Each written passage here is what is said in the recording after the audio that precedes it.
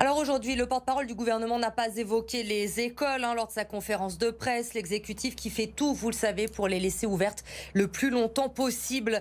Dans les universités, la donne est tout autre. Les cours en distanciel sont la priorité et les cours en présentiel l'exception. Alors justement, comment se passe cette reprise en petits groupes? Exemple à l'université Lyon 1, Hugo Frances, Arthur Blay. Plus de 6 mois qu'ils n'avaient pas mis les pieds en laboratoire. Pour ces étudiants en 3e année de licence de génétique et biologie cellulaire, le retour en présentiel était attendu, mais surtout essentiel, dans un domaine où la pratique est au cœur du cursus. C'est quelque chose qu'on ne peut pas faire à distance parce que la pratique, on peut l'apprendre qu'en laboratoire.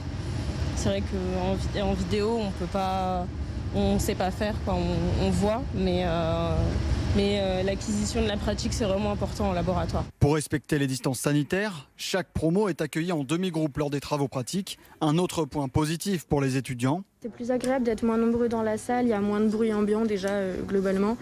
C'est vrai que la prof est plus disponible du coup pour nous aider individuellement, pour répondre à nos questions, pour surveiller que ça se passe bien ce qu'on fait.